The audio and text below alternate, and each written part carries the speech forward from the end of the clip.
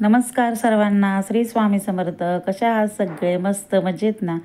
चला तर मग सुरुवात करूया आजच्या आपल्या या नवीन रेसिपीला. आज आपण करणार आहोत मस्त तांदळाच्या पिठाच्या मऊसूद अशा घावणी. अगदी मऊसूद, लुसलुशीत, अगदी होटाने तुटतील अशा पद्धतीने आज आपण ह्या घावणी बघणार आहोत. तर तुम्ही बघू शकता किती सॉफ्ट झालेले आहे. अगदी आपण तोडल्यानंतर सुद्धा अगदी त्याची बारीक घडी होती आहे. इतक्या सॉफ्ट अशा आपल्या ह्या घावणी झालेल्या आहेत.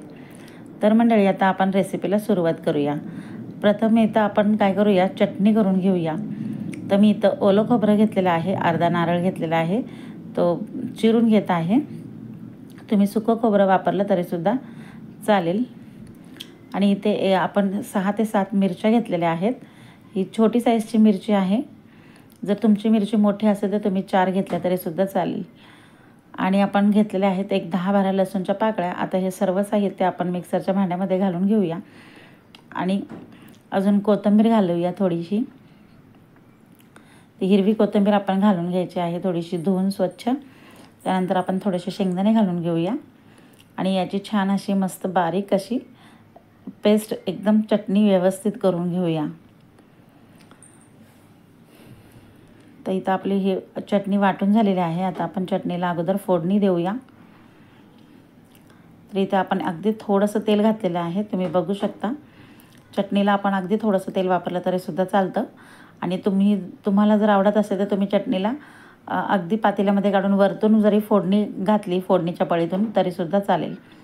तर इथे मी आता पातेल्यातच डायरेक्ट अशी फोडणी घालत आहे. जिरं, मोहरी, कढीपत्ता, सुक्या 2 लाल मिरच्या आणि ही आपण चटणी जी वाटून घेतलेली होती ती घातलेली आहे फोडणीमध्ये.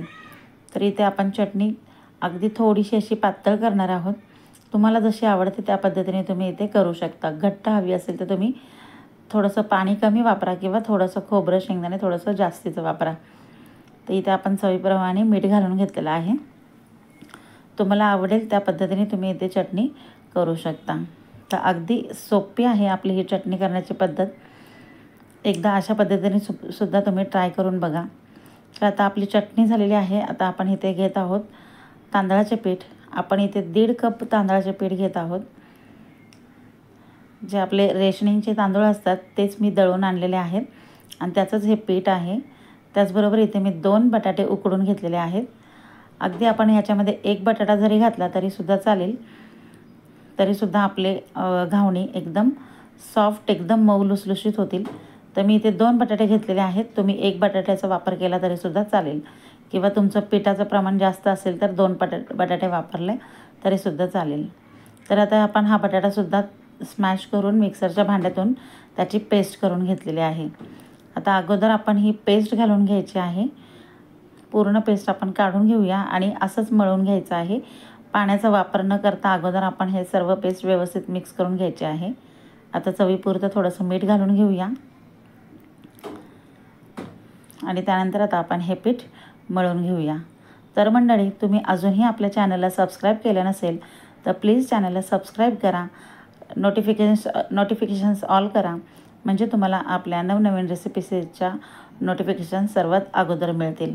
आणि अशाच आपल्या साध्या आणि सोप्या पद्धतीने होणाऱ्या रेसिपीज तुम्हाला पाहायला मिळतील.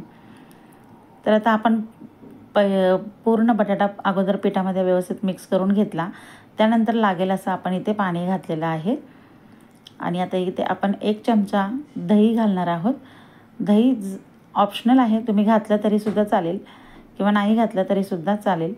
नुसत्या बटाट्याने सुद्धा आपल्या घावणी एकदम छान होतात.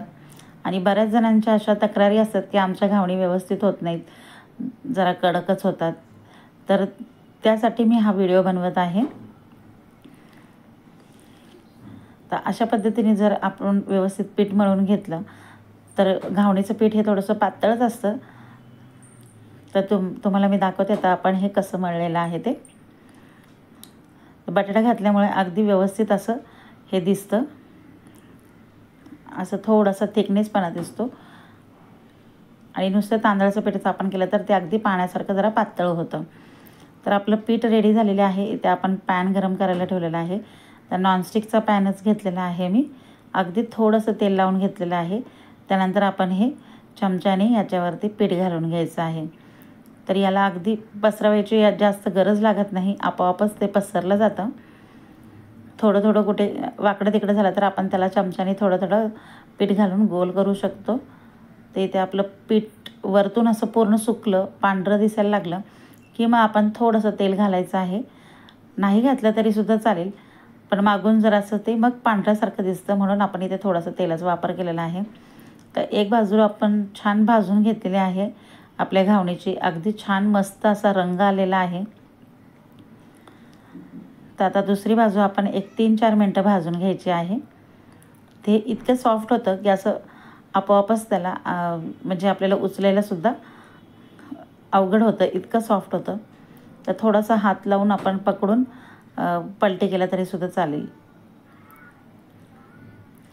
तर हे अशा पद्धतीने आपली एक घावणी मस्त रेडी झालेली आहे. दोन्ही बाजूने आपण छान भाजून घेतलेले आहे. तुम्ही बघू शकता अगदी छान असा रंग आलेला आहे आणि खायला तर इतकं मस्त टेस्ट लागते की तुम्हीसुद्धा नक्की करून बघा, तुम्हालासुद्धा नक्की आवडेल. तर याच पद्धतीने आपण ही दुसरी घावणी करतो आहे. तुम्ही बघू शकता आता आपला हा असा आकार आपण देऊ शकतो. असं थोडं थोडंसं पीठ साईडने सोडलं की आपोआप ते व्यवस्थित गोल होतं. तर अशा पद्धतीने परत असं व्यवस्थित पीठ सुकलं की मगच आपण तेल घालायचं आहे. की इथे मी उलथण्याने लावलेला आहे. तुम्हाला जर ब्रशचा वापर करायचा असेल तर तुम्ही इथे ब्रशने सुद्धा तेल लावू शकता. तर आपली ही दुसरी घावणीसुद्धा अगदी छान मस्त भाजून झालेली आहे. तर मंडळी, रेसिपी आवडल्यास लाईक करा, शेअर करा, चॅनलला सबस्क्राईब करा आणि अशा पद्धतीने एकदा घावणी नक्की करून पहा. अगदी तुमच्या घरात वयस्कर माणसं असतील तरीसुद्धा ते अगदी व्यवस्थित खाऊ शकतील, त्यांनासुद्धा खाता येतील. तर आपली ही चटणी आणि घावणीची रेसिपी कशी वाटली मला कमेंट करून नक्की सांगा.